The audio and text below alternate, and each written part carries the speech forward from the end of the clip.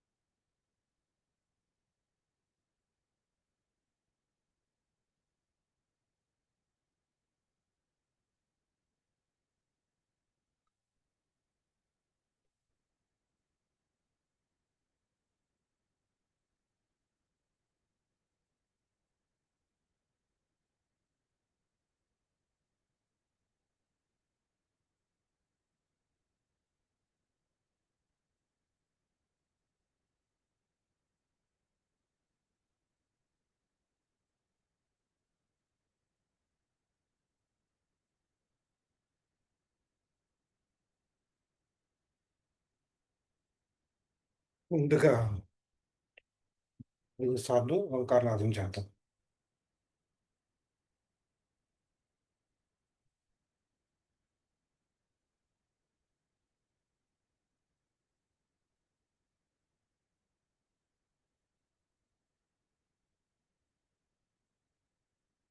ఓం.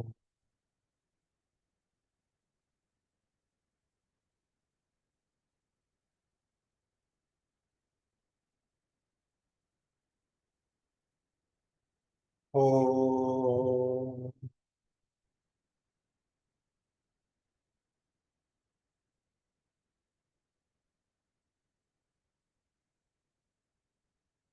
ఓం.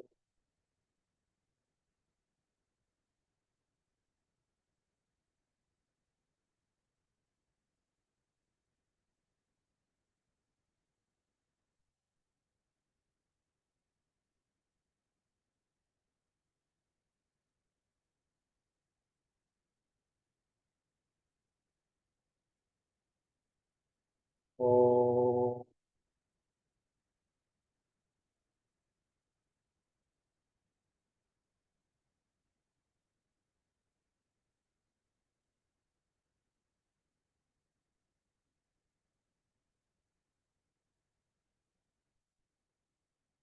పరమాత్మకు పరమాత్మ స్వరూపమైన మీ అందరికీ నమస్కారం.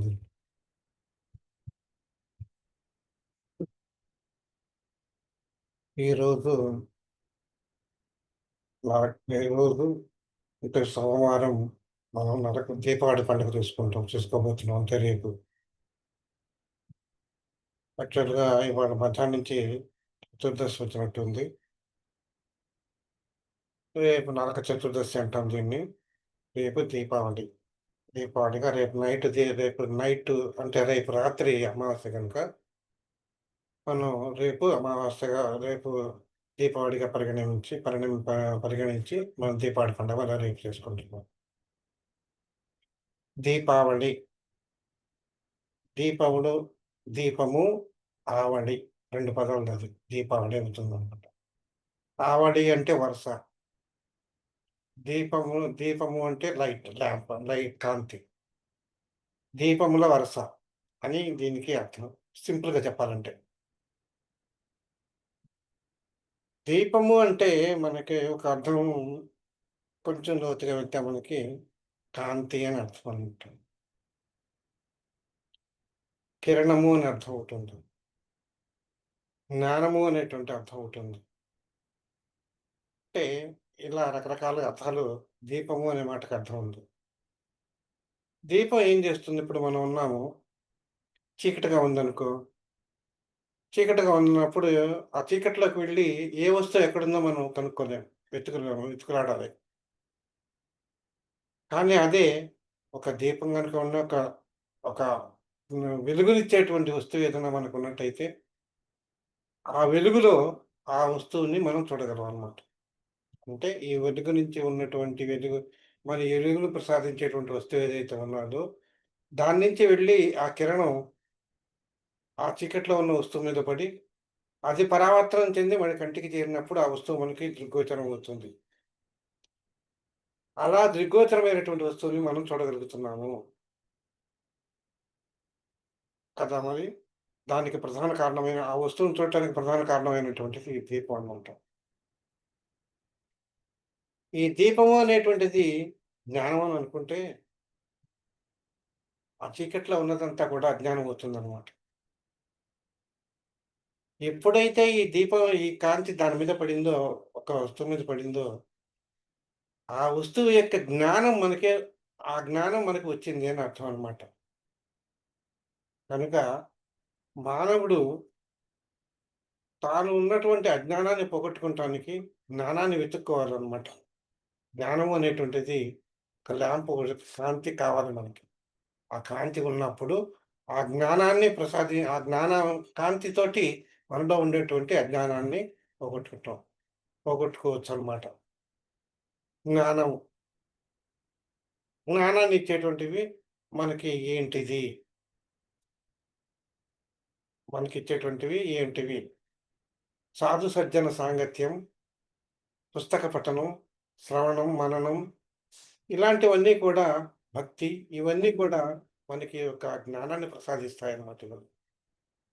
కనుక ఇక్కడ దీపం అనేటువంటి ఒక చిన్న మాటకి ఒక 2 అక్షరాల మాటకి ఇంత అంతరార్థం ఉన్నదనమాట. సరే అండి. ఈ రోజునే మనం దీపావళి ఎందుకు చేసుకుంటున్నాము? ఈ రోజునే మనం దీపావళి ఎందుకు చేసుకుంటున్నాము? దీనికి మనం ఏదో కాస్త కూస్తో దేవుడంటే నమ్మకం ఉన్నది గనక, పురాణాల మీద మన సనాతన ధర్మం మీద మనకు నమ్మకం ఉంది గనుక, మనం కొన్ని పురాణ కథలు మనకున్నాయి. అవేంటయంటే, ద్వాపర యుగంలో శ్రీకృష్ణ పరమాత్మ నరకాసురుడిని చంపినాడు కనుక, ఆ నరకాసురుడు లోకకంటకుడైనటు నరకాసురుడిని చంపటం వల్ల, ఆ వచ్చిన దానికి దానికి దానికి ఇదిగా అంటే దానికి గుర్తుగా మనం ఈ దీపావళి జరుపుకుంటున్నాము అని చెప్పి ఒక కథనం ఉన్నది. అలాగే శ్రీరాముడు రావణాసురుడిని చంపి అయోధ్యకు తిరిగి వచ్చిన రోజున కూడా ఇదే రోజు అని చెప్తారనమాట. అందుకు గుర్తుగా అయోధ్య ప్రజలు పండగ జరుపుకున్నారు. అది ఈ రోజు నేను దీపావళి అని చెప్తారు. దీపావళి పండుగ రోజునే చేసుకున్నారు. దీపావళి రోజునే ఈ రోజునే చేసుకున్నారు. వాళ్ళు కూడా పండగ చేసుకున్నారు అని చెప్తారు. అలాగే మనకి మహాలక్ష్మీదేవి. మహాలక్ష్మీదేవి ఎక్కడ పుట్టింది? పాలకడలలో పుట్టింది. పాల సముద్రంలో పుట్టింది. అదెప్పుడు పుట్టింది ఆవిడ? మందర పర్వతాన్ని దేవతలు, దానవులు కలిపి చిలుకుతూ ఉంటేప్పుడు మహాలక్ష్మీదేవి ఉద్భవించింది పాలకడలిలో నుంచి అని చెప్తారు. అది ఈ రోజునేనని చెప్తారు. అలాగే పాండవులు వనవాసం చేస్తున్నప్పుడు పాండవులు వనవాసం కూడా చేసి తిరిగి వచ్చింది కూడా ఈ కాలమే ఈ రోజునేను అని కూడా చెప్తారనమాట. దానికి గుర్తుగా ఈ పండుగ ఈ పండుగ రోజునే దీపావళి పండుగ రోజునే వచ్చారు. బయటికి తిరిగొచ్చారు అని చెప్పి చెప్తారు. ఈ విధంగా రకరకాలైనటువంటి కథలు మనకి ఈ దీపావళి పండుగకి ఉన్నాయన్నమాట. అందులో మనకి ముఖ్యంగా ఎక్కువగా మనకు తెలిసిన ప్రాచుర్యంలో ఉన్నది మాత్రం మనకి శ్రీకృష్ణుడు నరకాసురుడిని చంపినటువంటి రోజున గనుక మనం దీపావళి జరుపుకుంటున్నాం అని చెప్పి మనకి లోక నానుడు అన్నమాట. ఇవన్నీ కూడా మిగతా కథలన్నీ కూడా ఉన్నాయి. ఏవండీ నరకాసురుడిని చంపినప్పుడు ఆయనెవరు? నరకాసురుడు ఎవరు? ఆ నరకాసురుడు ఎవరయ్యా అంటే భూదేవి కొడుకు. ఆయన.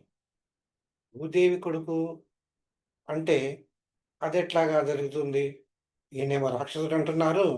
ఆవిడేమో దేవత. కనుక వీళ్ళిద్దరు ఎట్లాగా అనొచ్చు మీరు. పూర్వకాలంలో నరసింహావతారం జరిగినటువంటి కాలంలో నరసింహావతారం నరసింహావతారం ఉద్భవించినటువంటి కాలంలో అక్కడ నరసింహ హిరణ్యకశిపుడిని చంపినారు అని చెప్పుకున్నాం మనం. ఆయన తమ్ముడు హిరణ్యక హిరణ్యాక్షుడనమాట.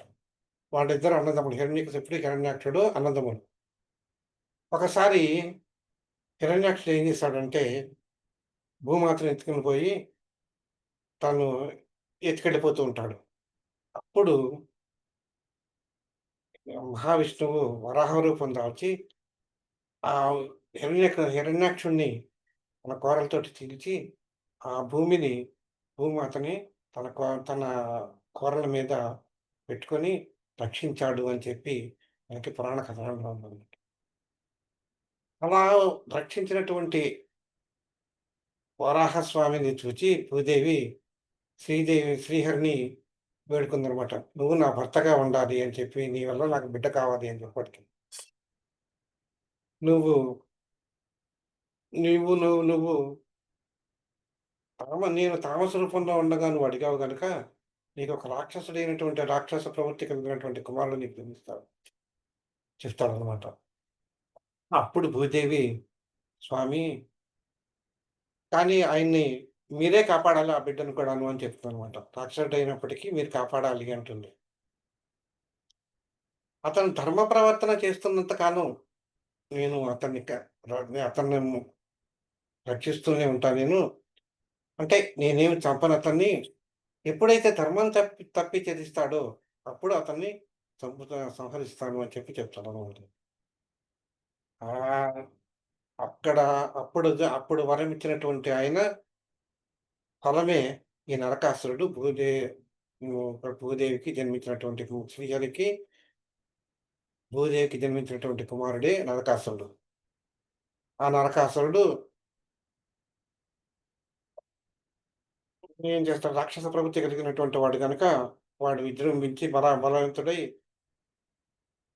రాజ్యాన్ని పాలన చేస్తుంటాడు. మొదట్లో బాగానే చేసేవాడు. ఆ తర్వాత ఏంటంటే ప్రవృత్తి తన రాక్షస ప్రవృత్తిని మానుకోలేక అనేక రకాలుగా మునుల్ని, తాపసుల్ని, తర్వాత దేవతల్ని వీళ్ళందరినీ కూడా బాధించడం మొదలుపెట్టాడనమాట. ఎప్పుడైతే ఇట్లా దండెత్తి ఎళ్ళటంలో ఇంద్రుడి యొక్క పట్టణానికి స్వర్గం మీద దండయాత్ర చేసి దేవతల తల్లి అయినటువంటి అదితి యొక్క కవచ కుండలాన్ని, కర్ణకుండలాన్ని అతను తీసుకుంటాడనమాట. అక్కడి నుంచి అతని పతనం ప్రారంభమైందనమాట. అలా రోజు రోజుకి అతను ప్ర ప్ర ప్ర అతని యొక్క రాక్షస ప్రవృత్తి ఎక్కువైపోతూ ఉంది. అతను ప్రాగ్జ్యోతిష నగరానికి రాజుగా ఉండి ఇదంతా కూడా చేస్తూ ఉంటాడనమాట. ఇక్కడ అదే ద్వాపర యుగంలో శ్రీకృష్ణ పరమాత్ముడు మహావిష్ణువు శ్రీకృష్ణ పరమాత్ముడికి ఆవిర్భవిస్తాడు. అతనికి మహాలక్ష్మీదేవేమో రుక్మిణిగా భార్య అవుతుంది. భూదేవిగానేమో సత్యభామ భార్య అవుతుందనమాట. ఒక రోజున ప్రజలందరూ వచ్చి ప్రజలు, మునులు అందరూ వచ్చి శ్రీకృష్ణ పరమాత్ముడిని వేడుకుంటారు. "స్వామి, ఈ నరకుడి యొక్క యాతనని మేము బాధలు భరించలేకుండా ఉన్నాము. కనుక అతన్ని మమ్మల్ని అతని కాపాడమని" అడుగుతారనమాట. అడిగేసరికి శ్రీకృష్ణ పరమాత్మ అలాగేనని చెప్పి వాళ్ళకి అభయం ఇచ్చి యుద్ధానికి బయలుదేరతారు. అదే సమయంలో సత్యభామ కూడా, "స్వామి, నేను కూడా మీతోటి కథన రంగానికి వస్తాను నేను. మీకు సహాయంగా నిలబడతాను" అని అంటుందనమాట. సరే రమ్మని చెప్పి అంటాడాయన. తీసుకెళ్తాడు. అక్కడ నరకాసురుడితో కలిగినటువంటి యుద్ధంలో కొంచెం సేపు భర్తకి సేద తీరటానికి సమయం ఇచ్చి ఆమె నరకుడితోటి యుద్ధం చేస్తుందన్నమాట. యుద్ధం చేసినప్పుడు అప్పుడు ఆహ్, ఆ సమయంలో సత్యభామని దుర్భాషలాడతాడు నరకుడు. అదే అదనుగా చూసుకొని శ్రీకృష్ణ పరమాత్మ తన సుదర్శన చక్రంతోటి నరకాసురుడిని సంహరించాడని కొంతమంది చెప్తారు. కొన్ని కథలు చెప్తున్నాయి. తన తన తల్లి చేతిలోనే మరణం పొందాలి అనే వరం ఒకటున్నది నరకాసురుడికి అని చెప్పి ఉండటం వల్ల సత్యభామ యుద్ధం చేస్తుంది కదా!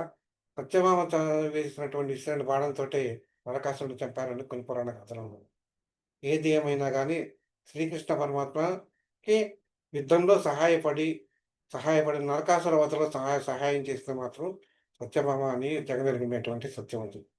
కనుక ఈ శుభసూచక నరకాసురుడు నరకాయ బాధల నుండి విముక్తి పొందినటువంటి రోజు గనక దీన్ని నరకాసురుడు మరణించిన రోజున గనక అది నరక చతుర్దశి అని, ఆ మరుసటి రోజున అతను చనిపోయినటువంటి ఆ నరకాసుర సంహారానికి గుర్తుగా పండగ చేసుకుంటారు కాబట్టి, దాన్ని దీపావళిగాను చేస్తారు. చూస్తారు. చేసుకున్నారన్నమాట ప్రజలందరూను. దాన్నే దీపావళి అన్నారు.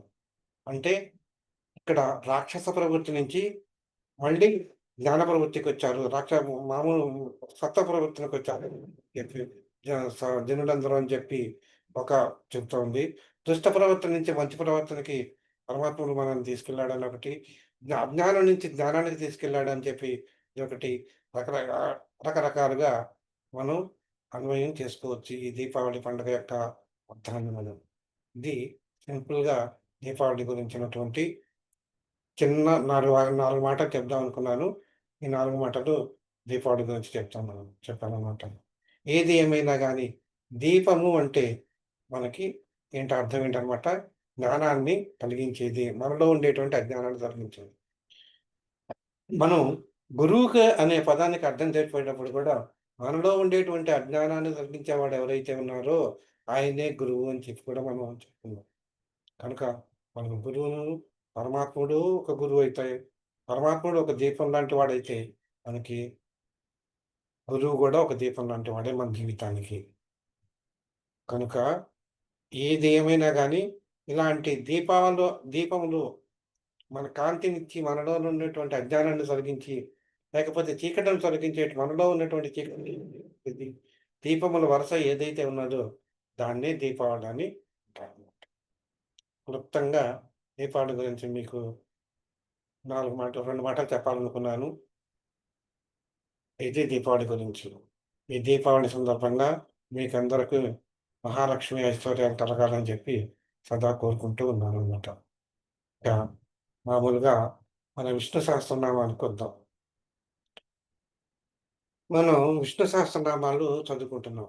దాదాపు మనకు ఒక 30 నామాల వరకు మనం చదువుకున్నట్టుగా నాకు గుర్తు. 30వ నామం నిధిరవ్యయః అని మనం చదువుకున్నాం. నిధిరవ్యయః. ఆ తర్వాత నామం సంభవః. తర్వాత నామం సంభవః. సంభవః అంటే అర్థం ఏంటి? దీంట్లో 2 అర్థాలున్నాయి. సంభవః, సంభవః, సంభవఃలో సంభవం. భవము అంటే కలుగుట, ఉండుట అనేటువంటి అర్థం గూడా అనే అర్థం ఉన్నాయన్నమాట. అంటే ఎప్పుడూ మనతోటే ఉండటం అనేటువంటి దాన్ని గూడా మనం భవము అని గూడా అనొచ్చనమాట. అంటే ఈ ఉండటము అనేటువంటిది మామూలుగా ఉండటం కాదు. ఎల్లప్పుడూ మనతోటే ఉండాలి. అలాంటి అలాంటి దాన్ని భవము అంటాము. సంభవము, పూర్తి సంభవం స్వేచ్ఛగా పూర్తిగా, స్వేచ్ఛగా, నిరాటంకంగా మనతోటే ఉండాలనమాట. అటువంటి రూపం ఏదైతే ఉన్నదో, ఆ రూపంనే సంభవ అని మనం అనవచ్చును. అలాంటి స్థితిని అలాంటి స్వేచ్ఛ కలిగినటువంటి వాడిని మనం సంభవ అనవచ్చుననమాట. ఇక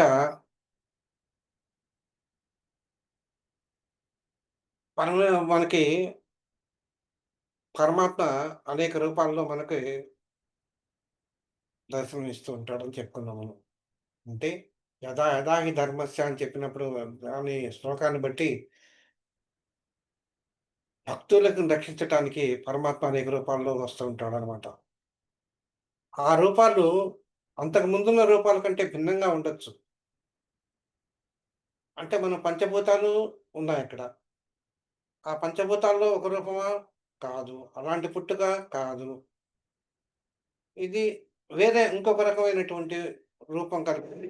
అంటే అంతకుముందు లేనటువంటి రూపంగా వచ్చినటువంటి రూపం కలిగినటువంటి వాడుగా మనకి మనకి వచ్చి మనల్ని రక్షిస్తూ ఉంటాడు అని చెప్పి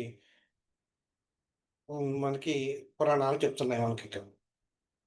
పవిత్రాణాయ సాధూనాం వినాశాయ చ దుష్కృతం ధర్మ సంస్థాపనార్థాయ సంభవామి యుగే యుగే.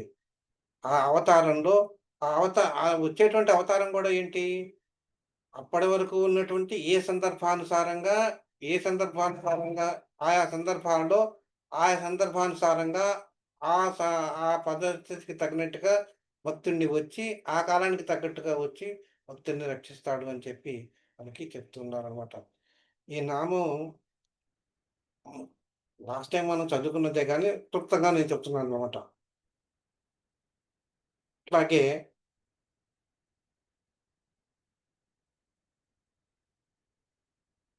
పరమాత్ముడు జన్మరహితుడు అని మనం చెప్పుకున్నాం. అతనికి పుట్టుకనేటువంటిది లేదు అని చెప్పుకున్నాం. అయినా కానీ మన భక్తుల కోసం అనేక రకాల రూపాల్లో మనకు కనిపిస్తున్నాడు గనుక, అనేక రూపాల్లో మనకు కనిపించి, అనేక రూపాలుగా మనకు కనిపిస్తున్నాడు గనుక, అతన్ని సంభవుడు అని అంటున్నారనమాట. దీన్ని ఇది అతను ఎందుకిస్తున్నాడు మనకి? అతనేమన్నా ఆశించి ఏదన్నా అవతారాలు ఎత్తుతున్నాడా? లేదు. ఏదన్నా కావాలి, నాకది కావాలి, ఇది కావాలి అని ఫలాపేక్షతోటి ఆయనేమి అవతారాలు ఎత్తట్లేదు. దేనికోసం ఎత్తుతున్నాడంటే ఆయనకున్నటువంటి ఫలం ఆయనకున్న అపేక్ష ఒక్కటే. ఎవరైతే నిష్కామంగా తన భక్తుల్ని ఎవరైతే తనను సేవిస్తారో, అలాంటి భక్తుల్ని రక్షిస్తానికని జెప్పి ఆయన కంకణం కట్టుకున్నాడు కనుక, ఆయన ఆయా రూపాల్లో, ఆయా సమయాల్లో, ఆయా తగ్గట్టుగా వచ్చి మనకి అభయం ఇచ్చి కాపాడుతూ ఉంటాడు కనుక, ఆయన్ని సంభవుడు అనటం సమంజసంగా ఉంటుంది అని భావన. అని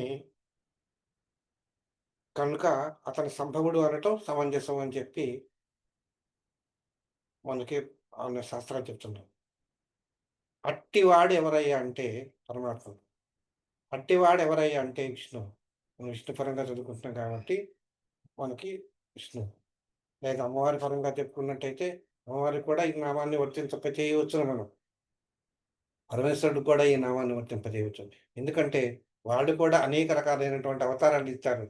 వాళ్ళు కూడా భక్త రక్షణ చేశారు. శిష్ట శిష్ట రక్షణ, దుష్ట శిక్షణ చేశారు గనుక వాళ్ళకి కూడా ఈ నామం వర్తిస్తుంది.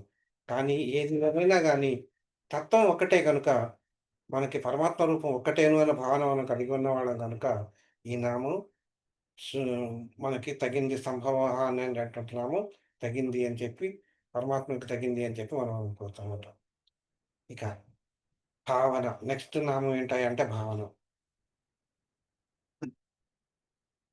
భావ ఇతి భావనః. అంటే ఇచ్చేవాడనమాట. ఏమిస్తాడు మనకి? మనం కోరుకున్నవన్నీ ఆయన ఇస్తాడనమాట ఆయన. మనకి సకల జీవరాశులన్నీ కూడా వాటి యొక్క కర్మఫలాలన్నీ కూడా ఎవరి నుంచి వస్తున్నాయి? ఒక పని చేశామంటే దానికి అవుట్‌పుట్ ఉంటుంది మనకి. మనం ఏదైనా పని చేశామంటే దానికి ఇచ్చినటువంటి మనకు లాభం ఏంటని మనం ఆలోచిస్తాం. అలాగే ఒక కర్మ చేశాము అంటే వచ్చేటువంటి ఫలాఫలాలు జీవులకొచ్చేటువంటి ఫలాఫలాలన్నీ వాటిచ్చేటువంటి ఎవరిస్తున్నారు మనకి? ఆ పరమాత్మయే ఇస్తున్నాడు. ఆ కర్మ చేయటం ఈయన వంతైతే, ఆ కర్మఫలం ఇచ్చేటువంటిది శక్తి ఎవరికుంది అంటే భగవంతుడికి మాత్రమే ఉన్నటువంటిది. అందుచేత అతడే ఫలప్రదాత కూడా అతనే ఫలప్రదాత అన్నమాట అసలు. అంటే ఇక్కడేంటంటే ఏ రూపంలో కావాలంటే ఆ కర్మలు చేసినటువంటి ఫలితానికి తగ్గట్టుగా తగిన కర్మలు చేసిన జీవులు తాము చేసినటువంటి కర్మలకి అనుగుణంగానే ఆ ఫలాఫలాలు విచారణ చేసుకొని తగినట్టుగా ఆయన తన ఫలాన్ని ఇస్తాడు కాబట్టి ఆ ఈ ఫలాన్ని ఇచ్చేటటువంటి ఆయనే. ఈయన ఏం చేస్తుంటాడంటే భగవంతుడు పరమాత్మ స్వరూపుడైనటువంటి భగవంతుడు ఆయన అనేక రకాలైనటువంటి అవతారాల్లో వచ్చి సత్పురుషుల్ని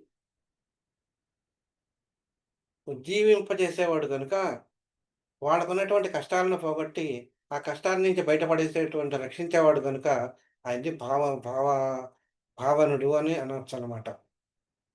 భావ ఇతి ఉజ్జి భావయతి ఉజ్జీవయతి భావనః. అంటే వివిధ రకాల అనిష్టాలను పోగొట్టి, సత్పురుషులను ఉజ్జీవింపజేసేటువంటి వాడు గనుక,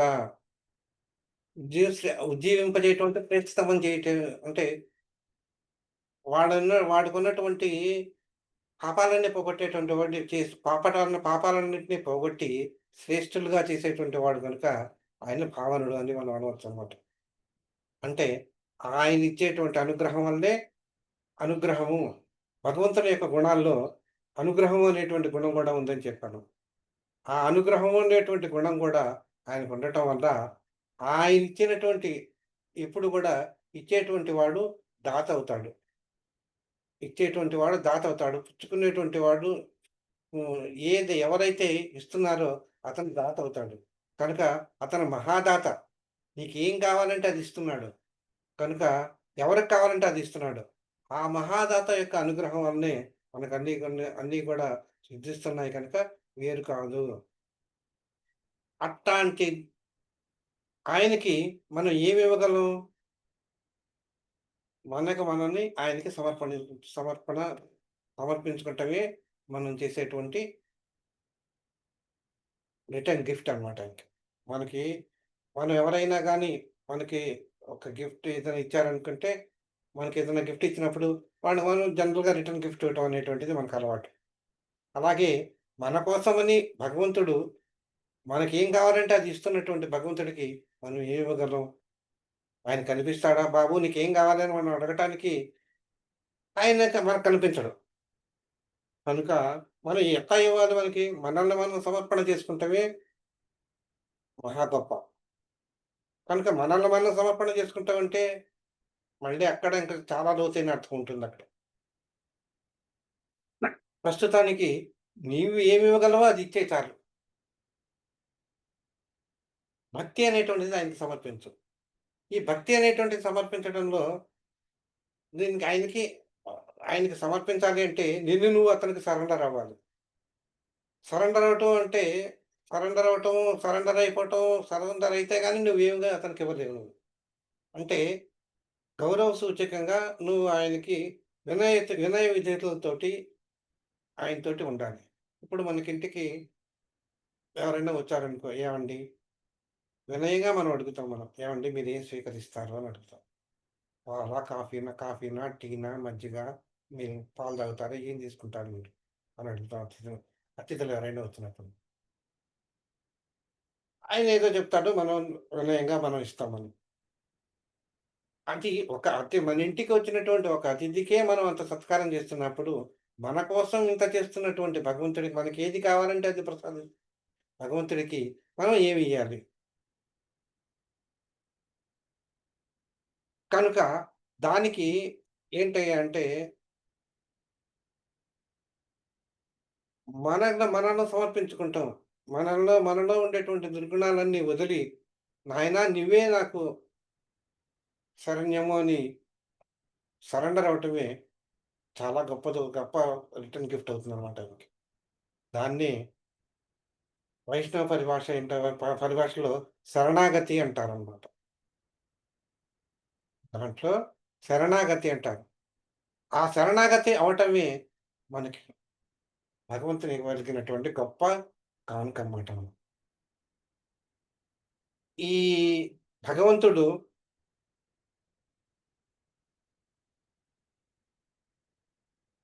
మనం అనేక అవతారాల్లో మనకు దర్శనం ఇస్తూ ఉంటాడు అని చెప్పాను.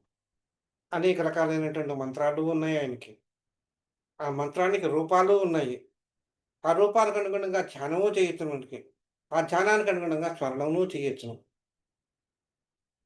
ఇలా మనం అంటే మనం ఆ మంత్రానికి అనుగుణంగా మనం ఒకరు నామాన్ని చెప్పాలి అంటే, మనం భావన చేసుకోవాలి.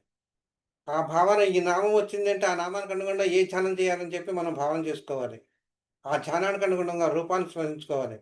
ఆ స్మరించుకున్నటువంటి దానికి అనుగుణంగా ఆయన యొక్క అవతార లీలలను గ్రహించుకోవాలి. ఆయనకి అవతార లీలలు గ్రహించుకోవాలి అంటే, ఆయన యొక్క తత్వాన్ని గ్రహించుకోవాలనమాట.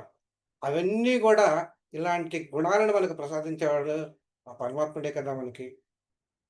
అలా ఆ పరమాత్మని ఆ విధంగా పరమాత్మే గనక, ఆ పరమాత్మ యొక్క ఒక తత్వాన్ని మనం గ్రహించగలిగినప్పుడు, దానికి ఆ తగ్గ భావంతోటి మనం ఎప్పుడైతే పరమాత్మని సేవిస్తామో, ఆ సేవకు తగినటువంటి మనకు ఫలాన్నిచ్చేటువంటి వాడు, సిద్ధినిచ్చేటువంటి వాడు ఆ భావనుడు అవుతాడనమాట. అందుకే ఆయన భావనుడు అవుతాడనమాట. అంటే ఇంకోటి కూడా చెప్పాలంటే తన ఉనికి చేత జగత్తులో ఉండేటువంటి జగత్తంతా కూడా తానే వ్యాపించి ఉన్నాడు అని చెప్పాం. జగత్తులో ప్రతి జీవిలోనూ తనున్నాడు. జగత్తంతా వ్యాపించి ఉన్నవాడు గూడా ఆ పరమాత్ముడే అని చెప్పాడు గనుక, తన ఉనికిచే జగతికంతటికి కూడా ఉనికినిస్తున్నాడు గనుక, ఆయన్ని భావనుడు అని కూడా మనం అనొచ్చుననమాట. అని ఇంకొక అర్థంగా గూడా మనం చెప్పుకోవచ్చు. అంటే ఒక రకంగా చెప్పాలంటే, జీవకోటిలో ఉన్నటువంటి భావనారూపమైనటువంటి చైతన్యం ఏదైతే ఉందో ఆ చైతన్య రూపుడే మన విష్ణుమూర్తి. విష్ణువు. ఆ భావన అనేటువంటి బలమైనటువంటి శక్తే ప్రపంచానికి, కైవల్యానికి కూడా కారణమవుతుందనమాట. మనం ఆయన్నే భావనారాయణుడు అని కూడా అని పిలుస్తుంటారనమాట ఈ రూపంతోటి. ఈ నామంతోటి పిలుస్తుంటారు. మనం భావనారాయణ స్వామి గుడి అని చెప్పి మనం కొన్ని చోట్ల మనం వింటూనే ఉంటాం మనం. నాకు తెలిసి అంటే చాలా చోట్ల కాదు. నాకు తెలిసి ఫేమస్ అయింది బాపట్లలో భావనారాయణ స్వామి గుడుంది. అంటే ఈ రూపంలో ఉండేటువంటి అంటే తనచే జగతికి ఉనికినిచ్చేవాడు భావనానుడు అని చెప్పాను కదా! ఆ రూపానికి దానికి తగ్గట్టుగా ఉన్నటువంటి ఆయనే భావనారాయణ స్వామి గనుక భావనారాయణ స్వామి అనమాట మనం. ఆ మూర్తి స్వరూపాన్ని మనం కొన్ని దేవాలయాల్లో మనం చూసుకోవచ్చు. మనం దర్శించవచ్చనమాట. ఆ రూపంలో మనకి భక్తుల్ని ధ్యాన రూపంలో, భావనా రూపంలో కనిపించేటువంటి వాడు గనుక ఆయన్ని భావనారాయణుడు అని చెప్పి మనం పిలుస్తున్నాము. ఆయనే భావనారాయణ అని మనం పిలుస్తాం. అంటే సంభవం ద్వారా భావనుడైన ఆయనకు మించినటువంటి పోషకుడు మనకెవరుంటారింకా? ఇంకెవ్వరు లేరనమాట. కనుక మనల్ని పోషించేటువంటి కర్త కూడా ఆ భావనారాయణుడే. మనం ఏ భావంతోటి మనం పిలుస్తున్నామో, ఏ భావంతోటి మనమైతే స్మరించుకుంటున్నామో, అలాంటి భావం కలిగినటువంటి స్వామియే మనకి భావనారాయణుడు అవుతున్నాడు అని చెప్పి మనం చెప్పుకోవచ్చనమాట. దీన్ని మనకి భావనః అనేటువంటి ఒక అర్థంతోటి మనం ఒక ఇప్పుడొక చూసామన్నమాట ఒక నామం. ఇక ఇంకో రకంగా చెప్పాలంటే నెక్స్ట్ అర్థం నెక్స్ట్ అనేక అవతారాలు అంటే సింపుల్‌గా చెప్పాలంటే అవతారాలెత్తి సాధువులకి, సాధువులకు, సజ్జనులకు అనిష్టాన్ని నశింపజేసి ఉద్ధరించేటువంటి వాడెవరైతే ఉన్నారో ఆయనే భావనః. విష్ణుమూర్తి పరంగా చెప్తున్నా కాబట్టి నారాయణుడు, భావనారాయణుడు ఆయనేను అని ఈ భా ఈ భావన అనేటువంటి పదానికి అర్థం అనమాట. ఇక 33 నామం భర్త. భర్త అంటే ఇక్కడ హస్బెండ్ అని కాదు అర్థం ఇక్కడ. భర్త అంటే పోషించేటువంటి వాడు అని అర్థం అన్నమాట. ఎవరిని పోషిస్తున్నాడు ఈయన? సకల జీవరాశుల్ని పోషించేటువంటి వాడు విష్ణుమూర్తి అని చెప్పి మనకు అంటే సృష్టి స్థితి లయ కారకుల్లో స్థితి కారకుడు ఎవరైతే ఉన్నారో ఆయనే విష్ణువు. అంటే స్థితి అంటే ఇక్కడ అర్థం ఏంటన్నమాట? జీవుల యొక్క ఉనికిని చెప్పేటువంటి వాడు, జీవుల యొక్క ఉనికిలో ఉండేటువంటి వాడు ఎవరైతే ఉన్నారు అంటే విష్ణుమూర్తి అని చెప్తున్నాం మనం. జీవుల యొక్క ఉనికి తెలియాలంటే అవి బతకాలి. ఆహారం తీసుకోవాలి.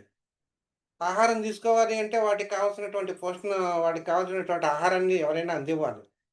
అవి పోషింపబడాలి. అప్పుడే వాటి యొక్క ఉనికి మనకు తెలుస్తుంది. అలాంటి ఇచ్చేటువంటి వాడే విష్ణుమూర్తి. అంటే తన భక్తులు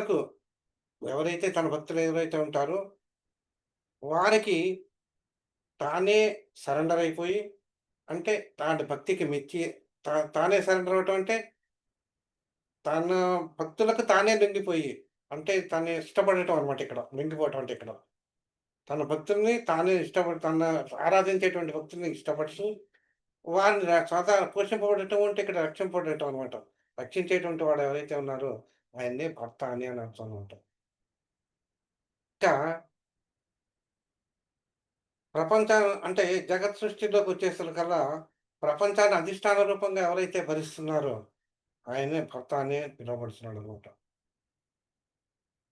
అంటే చరాచర జగత్తంతా గూడా ఈ పరమేశ్వరుని యొక్క గర్భంలోనే ఉండిపోయిందని చెప్పి మనం విరాట్ స్వరూపంలో మనం చెప్తున్నాం. ఆ విరాట్ స్వరూపంలో తండ్రి ఆయన గర్భంలోనే ఉన్నాడు గనక అంటే చరాచర ప్రపంచాన్నంతటిని కూడా తన గర్భంలోనే ఉంచుకొని పోషింపబడుతున్నాడు, రక్షింపబడుతున్నాడు గనుక ఆయన భర్త అని పిలువబడుతున్నాడనమాట. మనం గజేంద్ర మోక్షం గనక మనం చూసుకున్నట్టయితే అక్కడ ఒక "ఓ దేవదేవ నీ గర్భంలో ఉన్న లోకాలను ఒకసారి బయటికి పంపుతావు. ఇదెప్పుడు జరుగుతుంది? సృష్టి చేసేటప్పుడు. సృష్టి ప్రళయకాలంలో అయిపోయిన తర్వాత సృష్టి చేయాలనుకున్నప్పుడు తనలో పరిపక్వం చెందనటువంటి జీవులు కొందరుంటారు గనుక వాళ్ళందరినీ కూడా బయటికి పంపిస్తారు అని చెప్పి మనం ఫస్ట్‌లో చదువుకున్నాం మనం.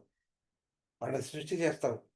మళ్ళీ వాళ్ళనే లయం చేసుకుంటావు అని చెప్పి పరమేశ్వరుని ప్రార్థించే సన్నివేశంలో మనకేం తెలుస్తదనమాట, లోకాలన్నీ కూడా ఆయన గర్భంలోనే ఉన్నాయి అని తెలుస్తుంది.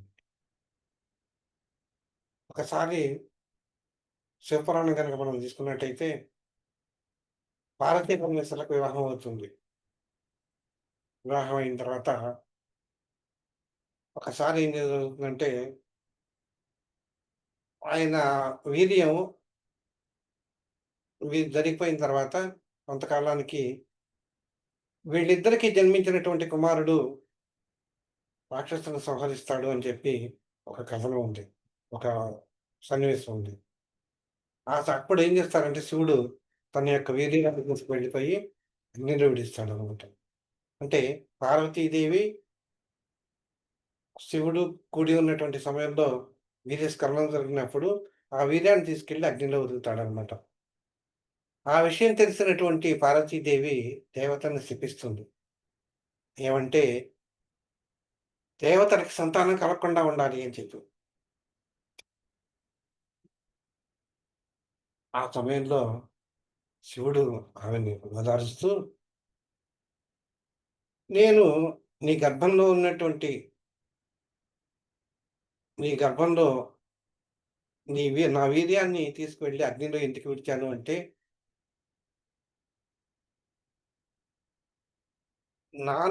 నీలో అంటే పార్వతీ పరమేశ్వరులు అభేదులు అని మనం చెప్పుకున్నాం. అంటే పార్వతీయే పరమేశ్వరుడు ఇద్దరికీ ఒకటే లక్షణాలు అవి ఉన్నాయని చెప్పుకున్నాం. అయ్యవారి గర్భంలో ప్రపంచాలన్నీ ఉన్నాయి అంటే, అమ్మవారి గర్భంలో గూడా అన్నీ ఉన్నాయి అని అర్థం అన్నమాట. నీ అప్పుడు పార్వతీదేవికి చెప్తాడు, "నీ నీ గర్భంలో, నీ పొట్టలో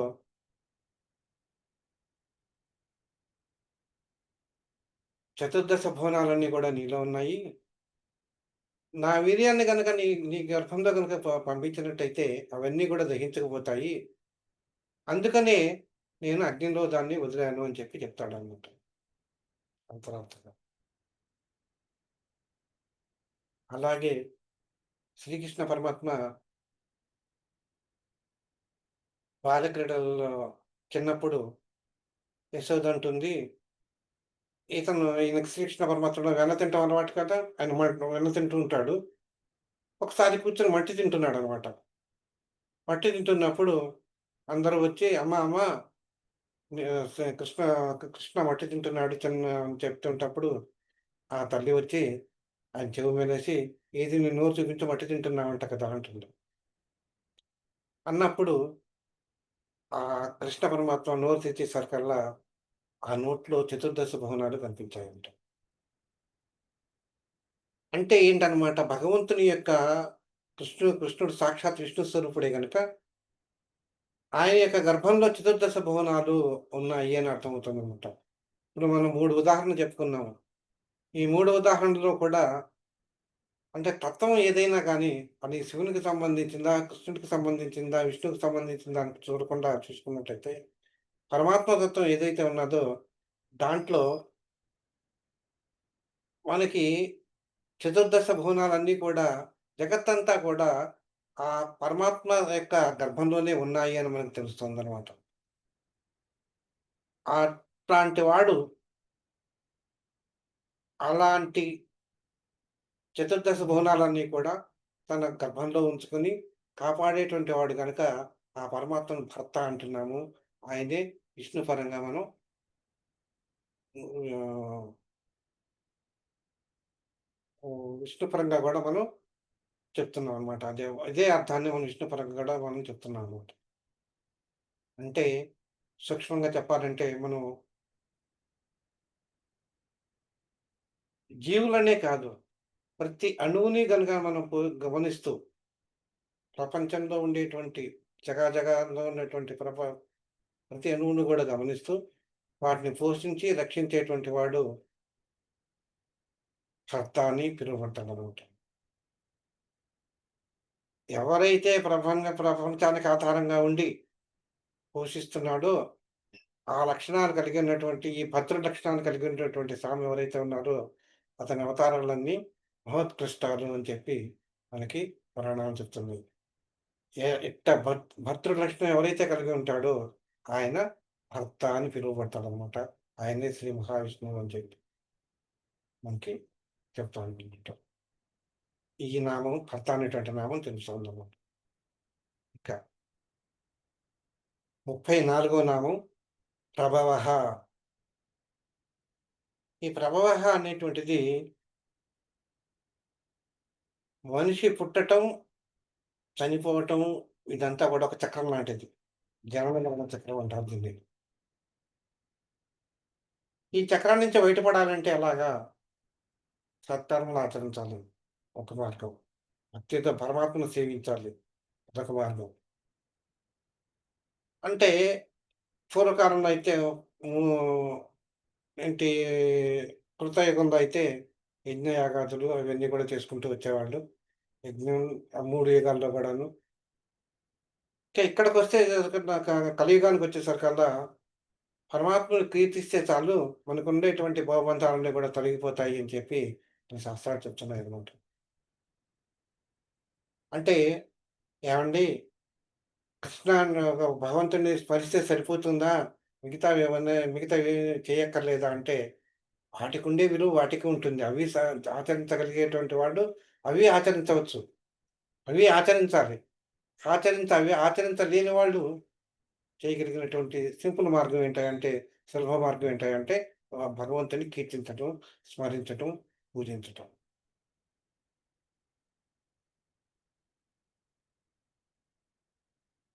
అంటే మనకి జన్మనికి ఇవ్వటం మనకి మానవ జన్మగా మనం పుట్టటం మన అదృష్టంగా మనం భావిస్తే ఎన్నో జన్మ ఎన్నో జన్మల కృతంగా వచ్చినటువంటి పుణ్యం అని అనుకుంటే, ఆ పుణ్యాన్ని మనం సార్థకం చేసుకోవాలని, ఆ పుణ్యంతోటి మన మానవ జన్మని సార్థకం చేసుకోవాలనమాట. అంటే ఎప్పుడైతే సత్కర్మలు ఆచరించి మనం భగవ సత్కర్మలు ఆచరించినప్పుడు మనకుండేటువంటి ఈ బంధాలన్నీ గూడా తెగిపోయి, అతనికి పరమాత్మలో మనం కలిసిపోతాయి మనకి. అలాంటి దాన్నే మోక్షము అనే మనం అంటాం మనం. అలాంటి మోక్షాన్ని మనకిచ్చేటువంటి అప్పుడే మనకి జన్మ సార్థకమైంది అని చెప్పి మనం మన పురాణాలు చెప్తున్నాయి. అటువంటి అవకాశాన్ని దయతో మనకు ప్రసాదించేటువంటి వాడు ఆ పరమాత్ముడు గనక ఆయన ప్రభువుడు అవుతున్నాడనమాట.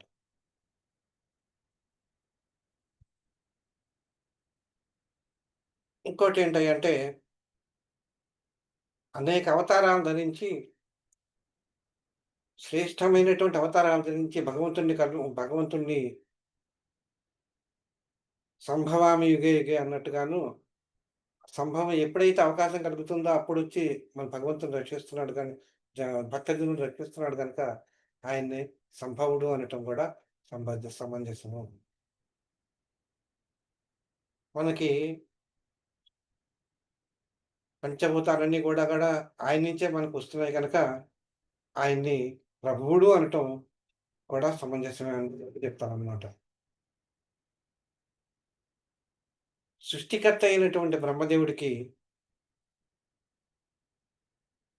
సృష్టి కార్యం చేసేటువంటి అధికారాన్ని, అలాంటి శక్తినిచ్చినటువంటి కూడా పరమాత్ముడే. ఆ బ్రహ్మదేవుడిని సృష్టించినటువంటి వాడు కూడా పరమాత్ముడే. విష్ణుమూర్తి యొక్క నాభి కమలం నుంచి పుట్టిన ఉద్భవించినటువంటి వాడు బ్రహ్మదేవుడేనని చెప్తాడనమాట. ఇలాంటి వాటన్నిటికి కూడా సృష్టికి హేతు అయినటువంటి వాడు గనుక కనుక ఆ పరమాత్మని మనం ప్రభువు అని మనం చెప్తున్నాము.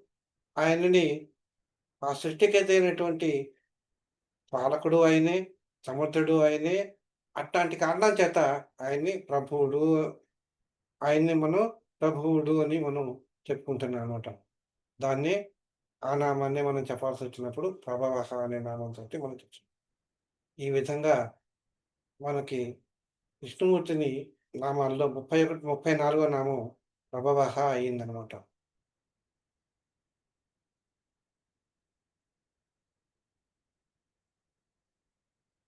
ఒకటేంటంటే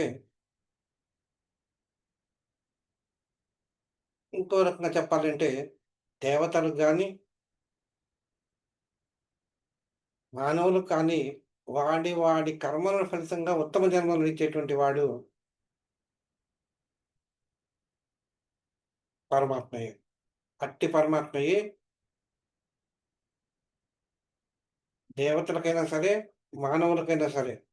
అంటే దేవతలకి, మానవులకి కూడా మరి మానవుల కంటే విద్యాదోషం ఉంటుందండి. మరి దేవతలకు కూడా ఉంటుందా అంటే ఉంటుందని మన శాస్త్రాలు చెప్తున్నాయన్నమాట. లోకాలను రక్షించడం కోసం అనేక రకాలైనటువంటి అవతారాలు ఎత్తుతున్నాడని చెప్పి మనం చెప్పుకున్నాం. కనుక ఇన్ని కారణాల వల్ల మనం ఆ పరమాత్మని మనం ప్రభవః అనే నామంతోటి మనం చెప్పుకుంటున్నాం. కనుక దీనితోటి 34 నామం సమాప్తమైంది. 35 నామం ప్రభువు అనేటువంటి నామం అన్నమాట. ఈ ప్రభువు అనేటువంటి నామాన్ని మనం అది కూడా ఇప్పుడే చదువుకుందాం. ప్రభువు. ప్రభువు అంటే రాజు. అంటే రాజు అంటే మనకిక్కడ ప్రస్తుత కాలంలో మనకేంటంటే రాష్ట్రపతి, ప్రెసిడెంట్. ప్రెసిడెంట్ ఆఫ్ ఒక దేశానికి ప్రెసిడెంట్ అన్నమాట. ఆయన చేసిన శాసనానికి ఆయన అధీనంలోనే మనం ఉండాలి. అటువంటి వాడే ప్రభువు అని మనం చెప్పుకోవచ్చనమాట. ఒక రాజ్యానికి, ఒక దేశానికి ఒక రాజు అనేటువంటి వాళ్ళు ఉంటారన్నమాట. ఈ ప్రపంచానికి రాజు కూడా అంటే ఆయనే పరమాత్మ అన్నమాట. అటువంటి పరమాత్మ దేవతలకు గాని, దేవతలకు గాని, మానవులకు కానీ, ఎవరికైనా గాని అనేక రకాలైనటువంటి సుఖాలని, భోగమోక్షాలని ప్రసాదించేటువంటి సమర్థత కలిగి ఉన్నాడు. ఇంకా ఆయన్ని ప్రభువు అని పిలవటం సమంజసమేనని చెప్పి చెప్తున్నాననమాట. ఆయనకి ఎలాంటి ఎలాంటి కార్యాలైనా ఏదైనా ఇవ్వగలిగినటువంటి సమర్థుడాయన. అన్ని పనుల్లోనూ సమర్థుడు. కనుక ఆయన్ని ప్రభువు అని అంటారనమాట. ఈయన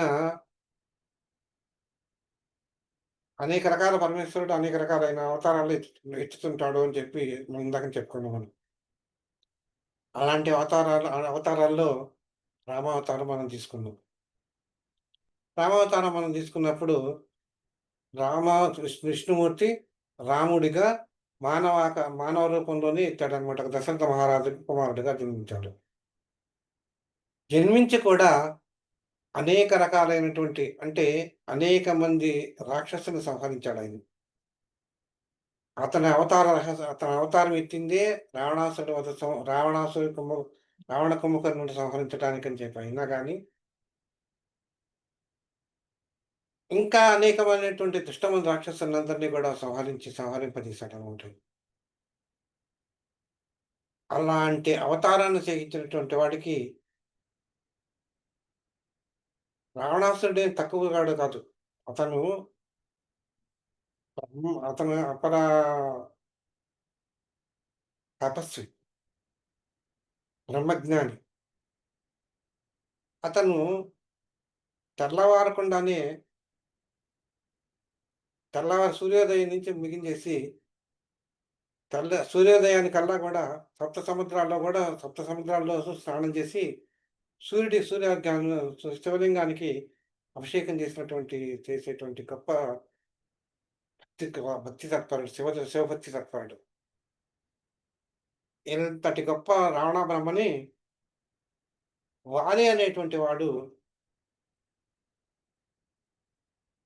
అతనేం చేశాడంటే, నేను అంత బలవంతుడిని అని చెప్పి విర్రవీగుతూ ఉంటే రావణాసురుడు, ఈ వాలి ఏం చేస్తాడంటే ఒకసారి ఇతన్ని పట్టుకొని 7 సముద్రాల్లో గూడా తిప్పి అతన్ని లోకమంతా గూడా తిప్పి అతన్ని ఉక్కిరిబిక్కిరి కాకుండా చేశాడన్నమాట రావణాసురుడిని.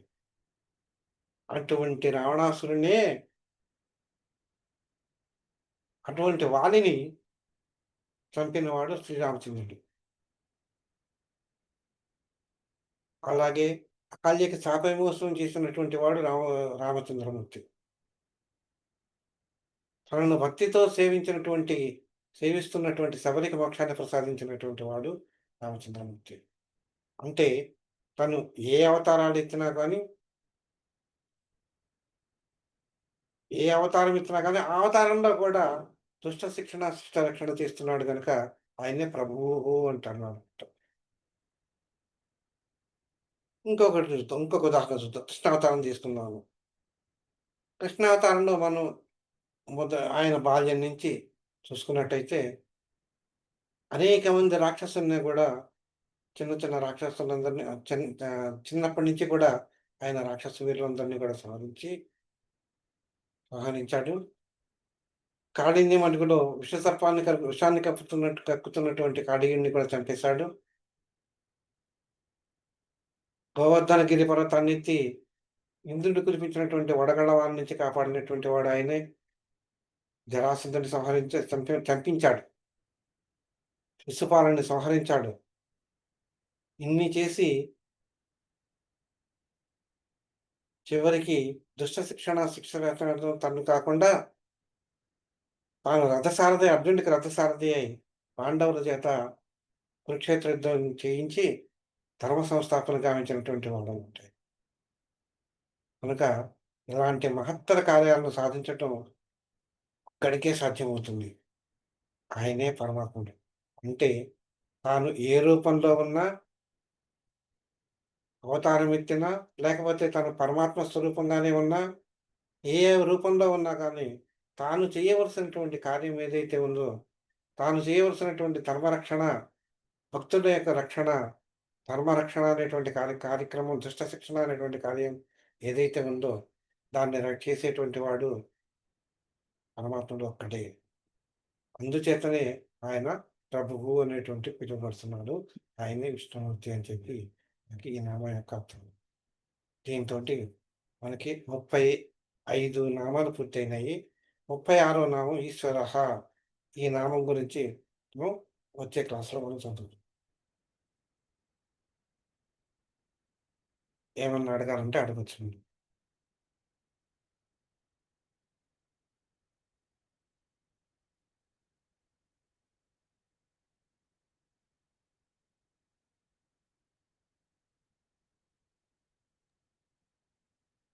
ఓకే. ఓకే. ఫస్ట్ చెప్పండి. చెప్పండండి. సర్వే జనా సుఖినో భవంతు. లోకాన్ సమస్తాం సుఖినో భవంతు. ఓం శాంతి శాంతి. శ్రీరామార్పణమస్తు.